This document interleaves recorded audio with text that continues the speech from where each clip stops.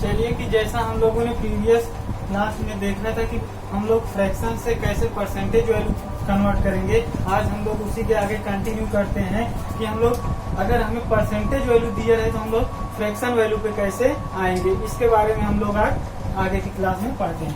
तो चलिए, जैसे हम लोगों को कोई बेसिक सा ही दे दिया, मान लीजिए अगर हम लोगों को दे दिया 50%, अब पूछे कि 50% को अगर हम लोगों ने एक तरफ हम लोग लिख लेते हैं परसेंटेज वैल्यू भैया और एक तरफ हम लोग लिख लेते हैं फ्रैक्शन वैल्यू को, तो परसेंटेज वैल्यू से हम लोगों को फ्रैक्शन वैल्यू कैसे ज्ञात करेंगे। तो हम लोगों को सिंपली करना क्या है, जैसे 50% है तो 50% को हम लोग जानते हैं, परसेंटेज को हम लोग हटाते हैं तो 1/100 से हम लोगों को क्या कर देंगे, डिवाइड कर देंगे।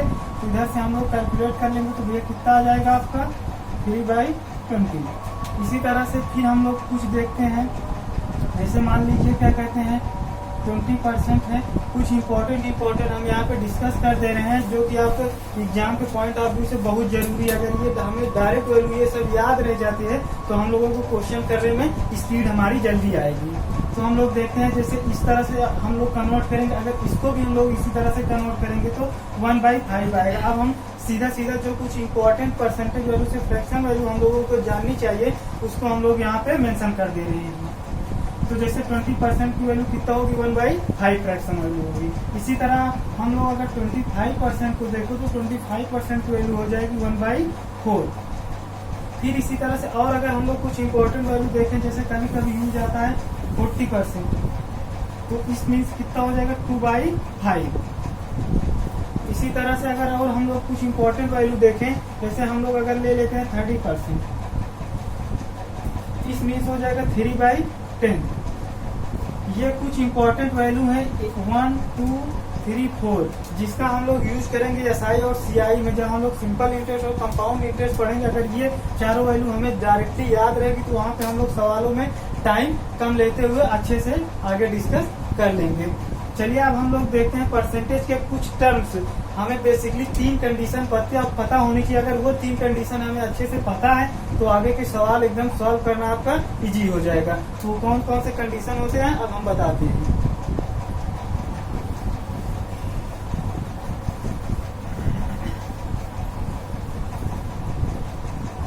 चलिए देखते हैं, जैसे कहीं कहीं आपको कभी कभी लिखा स्टेटमेंट मिलेगा, जैसे कि कहीं पे लिख दिया जाएगा बेसिकली 3 स्टेटमेंट होते हैं। मैं पहले तीनों स्टेटमेंट मेंशन कर दे रहा हूँ, फिर एक एक को अच्छे से डिस्कस करते हैं।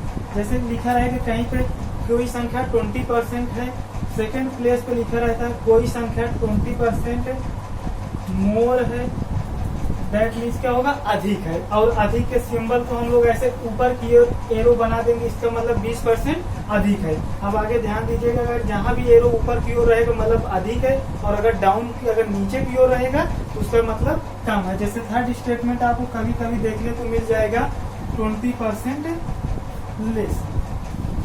लेस बोले या ऐसे एरो लगा दे, दोनों की बात एक ही है। तो जैसे इस मीन्स अभी हम लोगों ने समझा था 20% मीन्स कितना हो जाएगा 1/5। याद नहीं है तो आप लोग निकाल भी लीजिए, अभी पता है परसेंटेज को हटाने के लिए 1/100 से आप लोग क्या कर दीजिए, मल्टीप्लाई कर दीजिए। तो इसको हम लोग 25 से कितना हो जाएगा 100, तो इसकी फ्रैक्शन वैल्यू कितना आ गई भैया 1/5। अब इसी को हम लोग आगे लेते हुए आते हैं, जैसे कह रहा 25% मोर मतलब 25% अधिक है, तो 25% मीन्स हम लोग जानते हैं क्या 1/5 कह रहा है। और हम लोग थोड़ा सा जो नीचे वाली वैल्यू होती है, इस वाली वैल्यू को हम लोग या जो डेनोमिनेटर में होती है उसको हम लोग बोलते हैं ओरिजिनल वैल्यू भैया, आपकी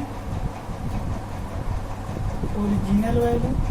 और ऊपर वाले को हम लोग बोल सकते हैं या तो रिजल्टेंट वैल्यू, या हम लोग लिखा किताबों में मिलता है प्रेजेंट वैल्यू।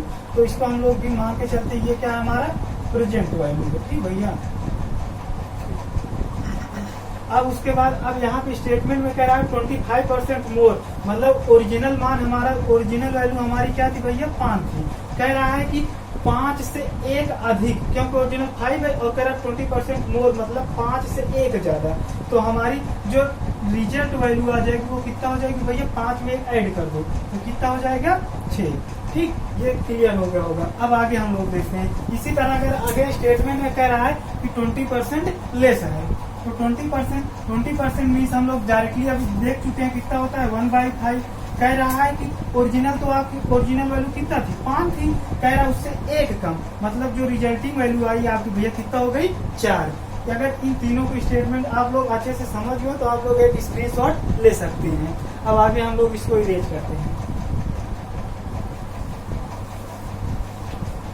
चलिए आगे अब हम लोग इसी को आगे कंटिन्यू करते हुए हम लोग इसी पे कुछ सवालों को लेते हैं। सवाल लेने से पहले थोड़ा सा आप लोग कुछ फार्मूला बेसिक जानते होंगे, आप लोग जूनियर क्लास में पढ़े होंगे। जैसे हम कुछ फार्मूला आपको लिख दे रहे हैं। जैसे मान लीजिए अगर कहीं पे A गुणा B बराबर लिखा दिखता है आपको, कहीं मान लीजिए A गुणा B का हम लोग गुणा करते हैं और हमें जो रिजल्ट मिलता है वो मान लीजिए कोई प्रोडक्ट मिलेगा। जैसे आप लोग पढ़े होंगे क्या कहते हैं, आयत का क्षेत्रफल बराबर रेक्टेंगल का एरिया या आयत का क्षेत्रफल आप लोगों ने फार्मूला पढ़ा होगा। आयत का क्षेत्रफल को हम लोग ए के सिंबल से आगे डिनोट करेंगे। तो आयत का क्षेत्रफल बराबर आप लोगों ने पढ़ा होगा लंबाई गुणे चौड़ाई, एल गुणे बी, एल मीन्स लंबाई, बी मीन्स चौड़ाई हो गया। लेंथ और विड्थ होती है उसी फुल फॉर्म। तो आयत का क्षेत्रफल हो गया लंबाई गुणे चौड़ाई। तो देखिए ये कुछ इसी जैसा लग रहा है ना ये फार्मूला हमें देखने में। तो इसी तरह से कुछ और फार्मूला होता है। जैसे अब इसमें भी 3 कंडीशन बनेगी, वो 3 कंडीशन कौन कौन से होगी आगे के अभी हम सवालों में जब देखेंगे तो उसको पढ़ाएंगे। तो जैसे पहले हम कुछ फार्मूला लिख दे रहे हैं, अगर आपको ना याद हो तो इनको आप याद कर लीजिए कि ये बहुत जरूरी है। जैसे अगर हो गया आयत का क्षेत्रफल बराबर लंबाई गुणे चौड़ाई। आप लोग एक फार्मूला और जानते हैं, मान लीजिए कहीं पे अगर आप लोग एक्सपेंडिचर या अगर हम लोग बोले खर्च निकालना है, इसको हम लोग बेसिकली एक्सपेंडिचर होती है इसकी इंग्लिश, तो इसको हम लोग बेसिकली ई से आगे डिनोट करेंगे। आप लोग ये ध्यान दीजिए कि जो भी इंग्लिश का पहला वर्ड होता है, हम लोग चाहे मैथ पढ़े या कोई भी, जब हम लोग सिंबल लेते हैं तो उसका पहला वर्ड को ही हम लोग सिंबल के रूप में यूज करते हैं। तो जैसे खर्च एक्सपेंडिचर बराबर आपका होता है यूज बोले, या इसी को कहीं कहीं आपको किताब में कंजप्शन बोले, या आपको हिंदी में लिखा मिलेगा खपत गुणे क्या होता है आपका रेट, या यही पे कहीं कहीं आपको रेट के स्थान पे भैया आपको देखने को मिल जाएगा क्या प्राइस, या हिंदी में यही क्या मिलेगा क्या मूल्य मिलेगा। ठीक है, तो ये समझ में आया। तो ये एक फार्मूला हो गया। और सेकंड फार्मूला आप लोग ये याद कर लीजिएगा। इसी तरह से थर्ड फार्मूला आप लोग याद कर लीजिएगा, खर्च बराबर यूज गुणे रेट हो गया। और आगे हम लोग कुछ और फार्मूले को देखते हैं। जैसे हम लोगों को पता है डिस्टेंस बराबर क्या होता है भैया, डिस्टेंस आप लोग जानते हैं। स्पीड बराबर क्या होता है भैया, डिस्टेंस अपॉन टाइम। तो हम लोग इसी को इसका 1 मान लेंगे डेनोमीटर, तो इसका मल्टीप्लाई कर देंगे तो डिस्टेंस बराबर क्या हो जाएगा आपका स्पीड गुणे time. S for speed, T for time, समझ गए होंगे, अभी बताया था आप लोगों को। फिर इसी तरह से और अगर हम लोग कुछ फार्मूला देखें तो जैसे अगर आपको कहीं पे मजदूरी निकालना है, मतलब कि कहीं पे कुछ वर्कर लगे होंगे, उनका कुछ काम करने की घंटा होगा, तो अगर हम लोगों को उनको मजदूरी देना है तो उसका फार्मूला हम लोग कैसे बनाएंगे। जैसे मान लीजिए आपको देना है किसी को टोटल वेजेज, तो आप लोग करते क्या है, गिन लेते हैं कि कितने हम लोग काम पे मजदूरों को लगाए हैं। That means number of person देख लेंगे, और हम ये देख लेंगे कि वो लोग कितने घंटे काम कर रहे हैं। उसी के हिसाब से हम लोग अपना क्या दे देते हैं भैया, टोटल वेजेज मीन्स हिंदी देखा जाए तो वेजेज मीन्स होता है जो हम लोगों का कितना पैसा दिया जा रहा है या खर्च। तो इसमें हम लोग क्या करेंगे, आवर्स से मल्टीप्लाई कर देंगे। इतना आपको समझ में आ गया होगा। आगे आप लोग एक स्क्रीनशॉट ले लीजिए, हम बगल हो जा रहे हैं। नेक्स्ट फार्मूला और हम लोग देख लेते हैं। जैसे कभी कभी हम लोगों को क्या देना पड़ता है भैया, हम लोगों को कभी कभी क्या देना पड़ता है, टैक्स देना पड़ता है। तो टैक्स किस हिसाब से दी जाती है, आप लोग जितना कमाते हैं उस पर गवर्नमेंट क्या लगाती है, किसी रेट से आपको क्या देना पड़ता है टैक्स। तो टैक्स बराबर फार्मूला हो जाता है इनकम गुणे रेट। रेट वो वही रेट है जिस रेट से गवर्नमेंट क्या करती है आपका, वो किसी रेट से 4%, 5% से आपके इनकम पे क्या लेती है, टैक्स लेती है। तो टैक्स बराबर बेसिकली फार्मूला क्या बना लेंगे हमको, इनकम गुणे रेट। इसी तरह से अगर हम लोगों को मान लीजिए किसी कंपनी में अगर हम लोगों को कुछ चीजें बनाना है, मान लीजिए हम लोगों को बाइक बनानी है, कोई भी हमें कार को प्रोडक्शन करना है, तो प्रोडक्शन बराबर हम लोग फार्मूला क्या बना सकते हैं, प्रोडक्शन बोले तो उत्पाद। ठीक है, तो प्रोडक्शन के लिए हम लोग क्या कर सकते हैं, कितने दिन हम लोग काम कर रहे हैं और कितने वर्कर रख रहे हैं। मतलब हम लोग बेसिकली देख सकते हैं नंबर ऑफ डेज गुणे हम लोग कितने वर्कर रख रहे हैं। ठीक ठीक भैया, ये सब आप लोगों को याद होगा, वैसे भी एकदम बेसिक है, आप लोग इतना तो कम से कम जानते ही होंगे। और अगर हम लोग देखें इसी तरह इसी में, तो आप लोग एक फार्मूला मेंसुरेशन में पढ़े होंगे, वॉल्यूम। वॉल्यूम बोले तो आयतन। आयतन बराबर क्या होता है, लंबाई गुणे चौड़ाई गुणे ऊंचाई, ठीक है। ये हो गया कुछ। उसके बाद हम लोग और आगे कर चुके हैं, ए गुणे बी बराबर क्या होता है भैया, प्रोडक्ट। तो इस पे हम लोगों ने कुछ फार्मूला भी देख लिया, ठीक है। अब इसी तरह से और भी वेरिएबल हो सकते हैं, जैसे ए आपका क्या है, वेरिएबल है, बी भी वेरिएबल है, दो वेरिएबल का गुणा करने पे कोई प्रोडक्ट आ रहा था। अब इसी तरह से और भी हो सकते हैं, मान लीजिए जैसे ए गुणे बी गुणे सी बराबर कोई प्रोडक्ट मिलेगा। तो इस तरह से कैसे क्वेश्चन सॉल्व होगा, जैसे अभी हम लोगों ने एक फार्मूला लिखा था ना, वॉल्यूम बराबर लंबाई गुणे चौड़ाई गुणे ऊंचाई। ये देखिए कुछ इस टाइप का लग रहा है ना, इस तरह से हम लोग कैसे सॉल्व करेंगे, इसको भी हम लोग आगे सीखेंगे। और भी वेरिएबल हो सकते हैं, मान लीजिए जैसे ए स्क्वायर गुणे बी गुणे सी बराबर कोई प्रोडक्ट ही मिल जाए, या हम लोगों को ए गुणे बी गुणे सी गुणे डी बराबर कोई प्रोडक्ट मिल जाए। बेसिकली आज तक जो आपको एग्जाम में एसएससी तक जो कवर किया है वो इस पे कवर किया है और इस पे कवर किया है, बाकी इन दोनों पे अभी तक कोई सवाल नहीं आया, लेकिन हम आपको ये भी यहाँ पे पढ़ा देंगे, इस पे भी जो फ्यूचर में क्वेश्चन आपके आएंगे। तो ये जैसे हम लोग अब एक सवाल देखते हैं, कह रहा है यदि राम की आय श्याम की आय से 12 सही 1/2% अधिक है। देखिए अब हम लोगों ने अधिक लिखा नहीं, अभी हम बता दिए थे कि आगे अब अगर हम लोग ऊपर तीर लगाएंगे तो उसका मतलब अधिक है। अधिक है तो श्याम की आय राम की आय से कितना कम है। क्वेश्चन आप लोग देख लीजिएगा। तो कह रहा है, अब हम लोग इसका सोल्यूशन देखते हैं। कह रहा है कि राम की आय श्याम की आय से 12.5 सही 1/2%। जैसा कि हम लोगों ने अगर डायरेक्ट वैल्यू अगर आपको याद है तो फिर ठीक है, नहीं तो हम लोग जैसे जैसे क्वेश्चन को सॉल्व करेंगे वैसे वैसे हमको याद हो जाएगा। तो इसका हम लोग कैलकुलेट भी कर लेते हैं। तो 12 2 जो 24 में 1 जोड़ देंगे 25/2% हुआ। फिर हम लोग परसेंट को हटाएंगे तो 1/100 करेंगे, तो 25 चौके 100 हो जाएगा। तो कितना आ गया भैया 1/8।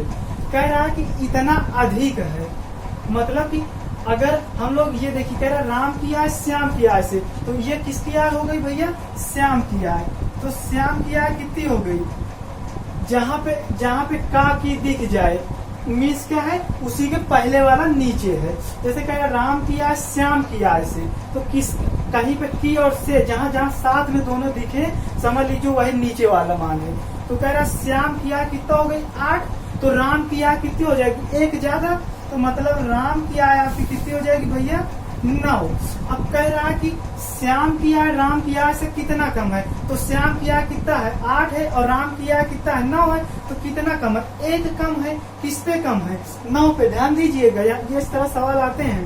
कह रहा कि उतना है तो श्याम की आय राम की आय से कितना कम है, तो श्याम की आय किसकी आय से, अब की बार देखिए की और सी कहाँ पे मिले हैं, मतलब वो कहाँ आएगा नीचे आएगा। तो अब की बार यहाँ पे राम वाले पे मिला तो नीचे कौन सी वैल्यू आएगी राम वाले की। तो ये अब इसको हम लोगों को पूछा कितने परसेंट कम है या कितना कम है, मतलब कितने परसेंट कम है। तो हम लोग परसेंट में बनाना है तो 100 से मल्टीप्लाई कर देंगे, तो इसको हम लोग सॉल्व कर लेंगे। तो 11 सही 1/9% क्या है आपको कम है। समझ में आया।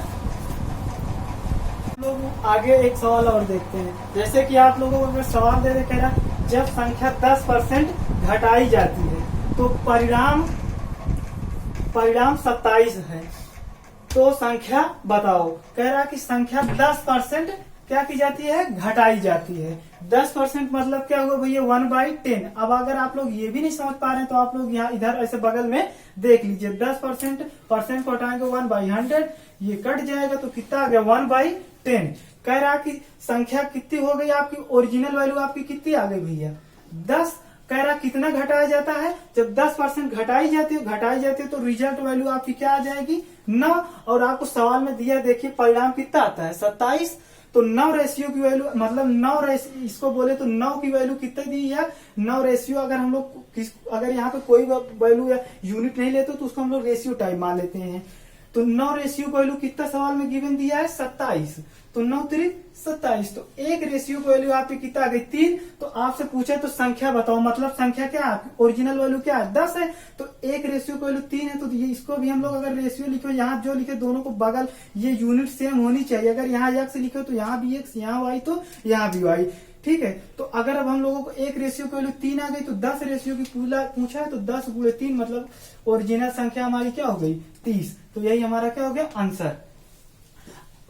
आगे हम लोग इसी के आगे कल कंटिन्यू करेंगे और हम लोग देखेंगे कि ये कैसे आता है। कल हम लोग ये सीखेंगे आगे की क्लास में कि हम लोग परसेंटेज वैल्यू से फ्रैक्शन वैल्यू से रेशियो कैसे तीनों आपस में बराबर होते हैं। इसको आप आज लोग पढ़िए सीखिए, उसके बाद कल की क्लास में हम लोग ये सब आगे का डिस्कस करेंगे।